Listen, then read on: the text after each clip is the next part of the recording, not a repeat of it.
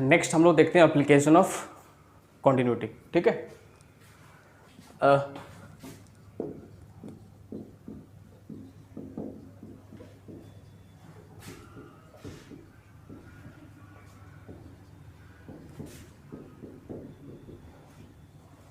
ठीक है, application of continuity हम लोग क्या देखते हैं, सपोज, ठीक है, जैसे मैं पहले डायग्राम बनाता हूँ, ठीक है, फिर हम लोग डेफिनेशन समझेंगे। सपोज मान लिया, मैं पहले समझा देता हूँ, ठीक है, एक लाइन में, ठीक है। सपोज को फंक्शन है, सबसे पहले मैं क्या बोलता हूँ, let F X is continuous function between A comma B close bracket. Suppose ऐसा कोई फंक्शन इस तरीके का मान लिया,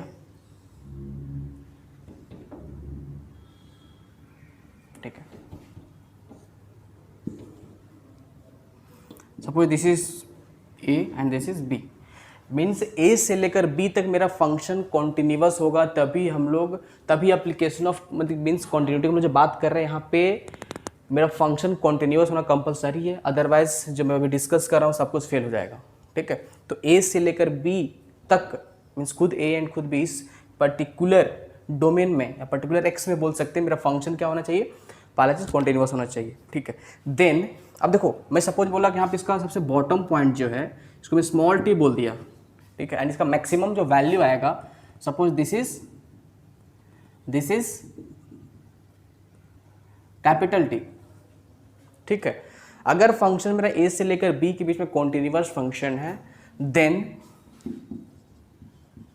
देयर विल बी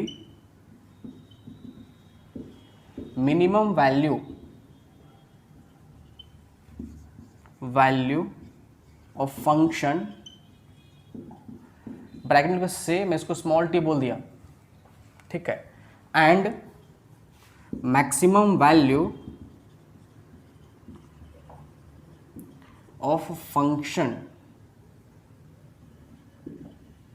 मैंने इसको क्या बोल दिया, कैपिटल टी विल एग्जिस्ट।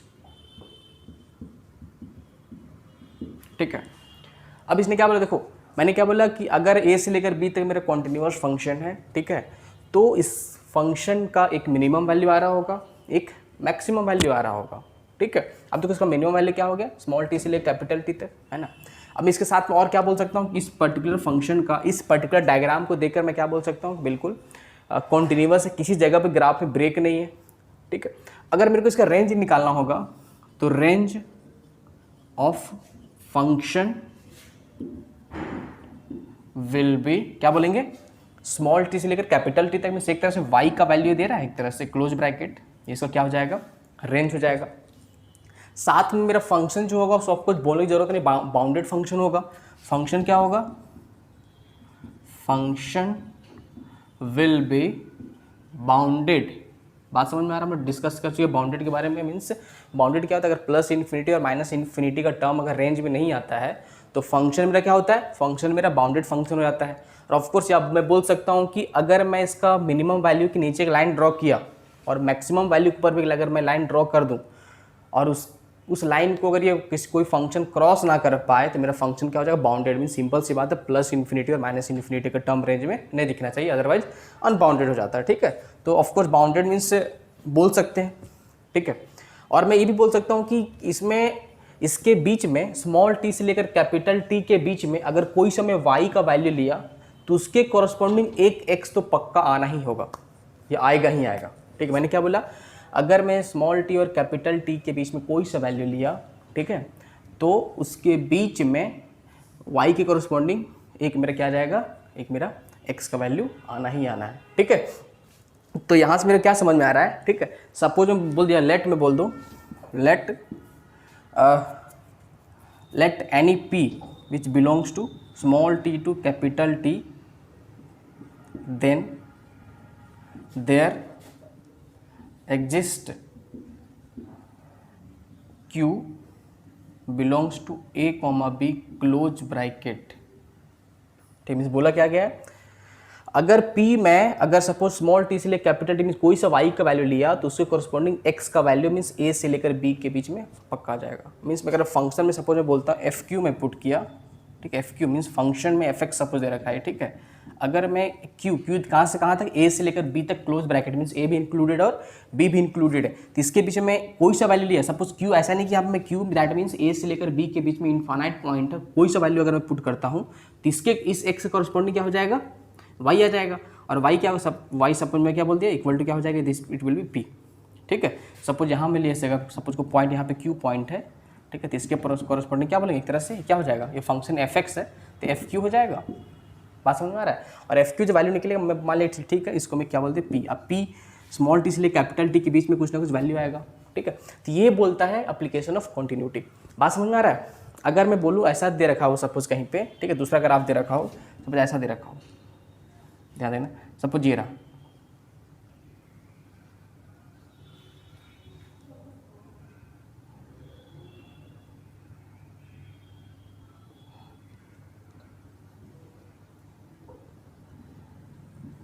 ठीक है। क्या एप्लीकेशन ऑफ कॉन्टिन्यूटी इस जगह पे वैलिड है या नहीं है।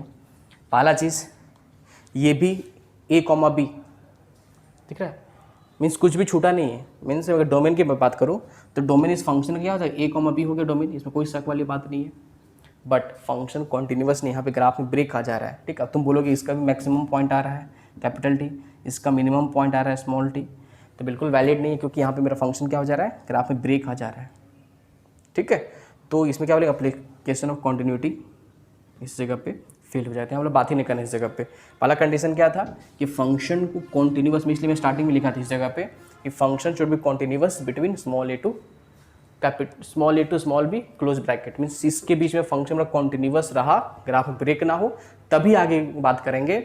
और अगर कॉन्टिन्यूस है तो इसका एक मिनिमम वैल्यू जिसको मैं स्मॉल टी बोला, मैक्सिमम वैल्यू इसको मैं कैपिटल टी बोला, एग्जिस्ट करेगा, ठीक है। और ऑफ कोर्स अगर फंक्शन कॉन्टिन्यूस है तो सिंपल सी बात, उसका रेंज क्या हो जाएगा, स्मॉल टी से लेकर कैपिटल टी तक। और साथ में मीन्स इस स्मॉल टी से कैपिटल टी के बीच में कोई सा भी वाई का वैल्यू लेते हो, ठीक है, तो उसके कॉरस्पॉन्डिंग एक्स आएगा, ठीक, एटलीस्ट 1x तो पक्का आएगा, ठीक है।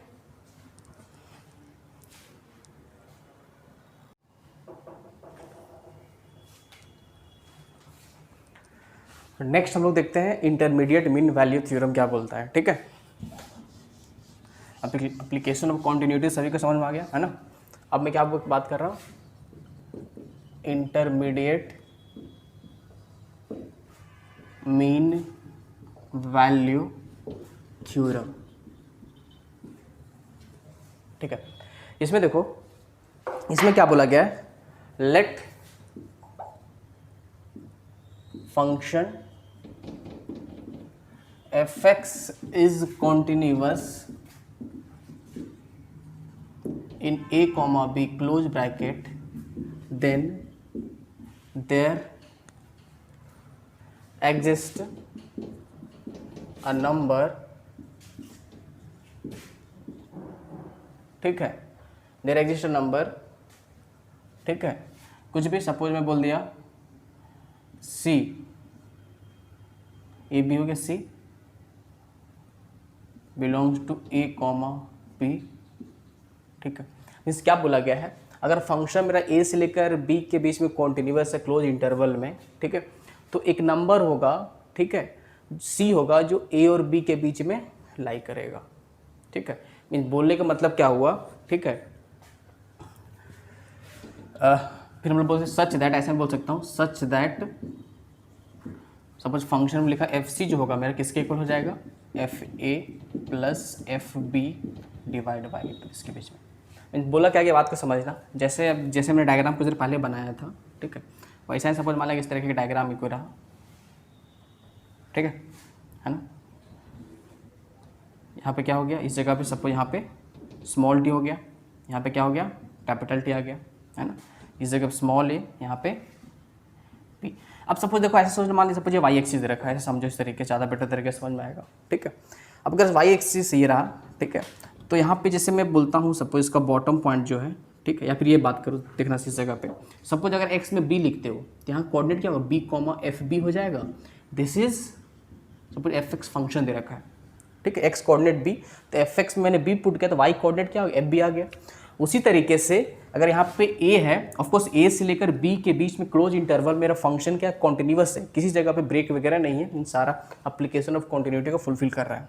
ठीक है, अगर तुम एक्स में यहाँ पे ए लेते हो तो ऑफकोर्स इसका एक्स कोऑर्डिनेट ए, तो फंक्शन में एक्स में ए पुट करने पे वाई कोऑर्डिनेट एफ ही आ गया। मीन्स क्या होगा, एक तरह से ऐसे बोल सकते हैं हम लोग इस चीज़ को, देख रहे एक लाइन सपोज ड्रॉ करें इस चीज़ को, ठीक है, इसका y equal to F A इसका इक्वेशन होगा। वैसे ही अगर मैं लाइन यहाँ ड्रॉ किया इस तरीके का, ठीक है, तो this is y equal to F B, ये लाइन है।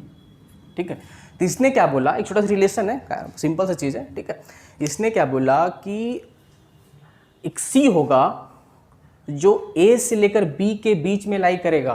ठीक है, of course c means of course c क्या होगा, डोमेन का ही पार्ट होगा, मीन्स इसके और इसके बीच में लाई करेगा। तो अगर उसका डोमेन सपोज c मेरा इस जगह पे आता है, यहाँ पे इस, अगर सपोज c यहाँ पे आ गया तो इसके कॉरस्पॉन्डिंग तुम यहाँ लिखोगे इस जगह पे, तो क्या बोलेंगे, c कॉमा एफ सी बोल सकते हो एक तरह से इस चीज़ को। ठीक है, तो वही बोला गया है, तो एफ सी ये रहा, तो एफ सी का जो रिलेशन होगा क्या होगा, इसका अगर इक्वेशन लिखते हो इस चीज़ का इक्वेशन, तो this is y equal to F C आ गया। बात समझ में आ रहा है, तो वही बोला कि एफ सी जो होगा से F A plus F B by 2 equal होगा, मीन्स बोल सकते हैं। ठीक है, मीन्स दोनों का मिड पॉइंट बोल सकते हैं एक तरह से। ठीक है, F A plus F B by 2 means यहाँ पे एफ ए हो गया इस जगह पे।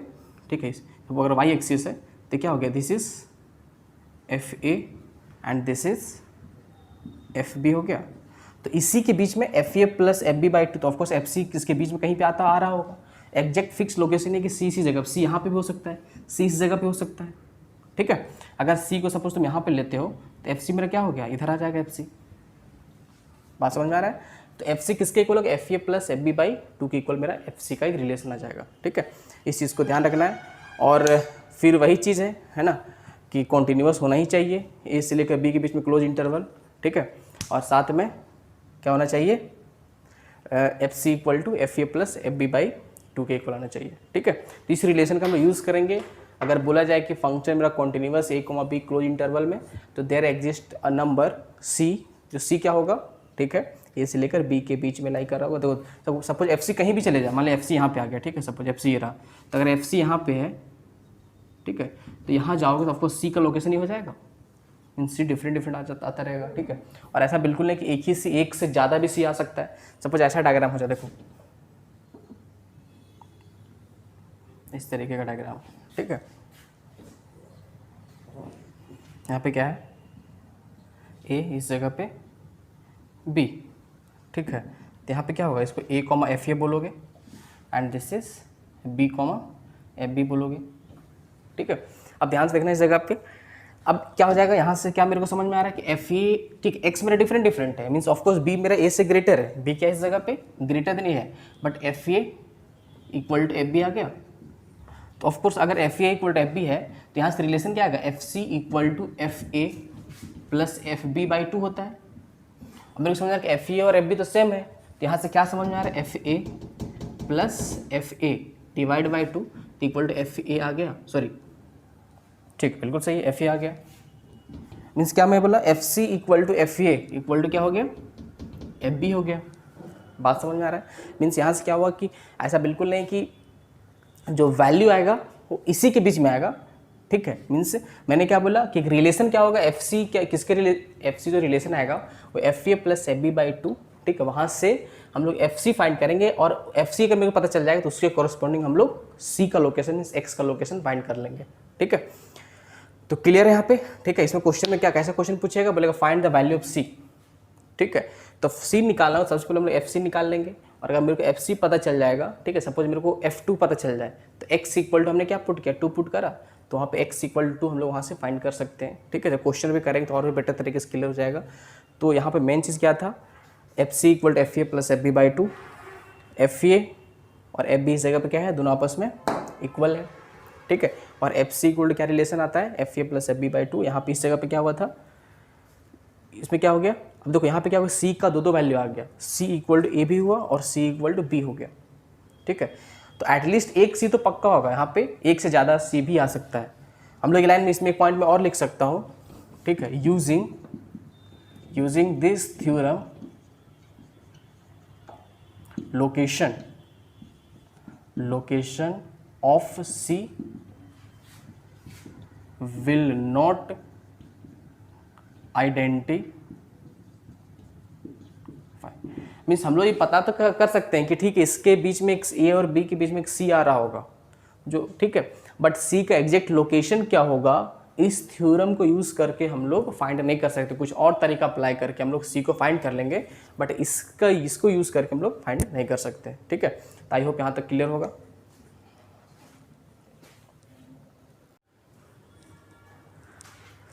तो नेक्स्ट क्वेश्चन देखते हैं। Find C of IMVT for the function fx equal to x square minus 6x in the interval 0, 2 close bracket। ठीक है, where function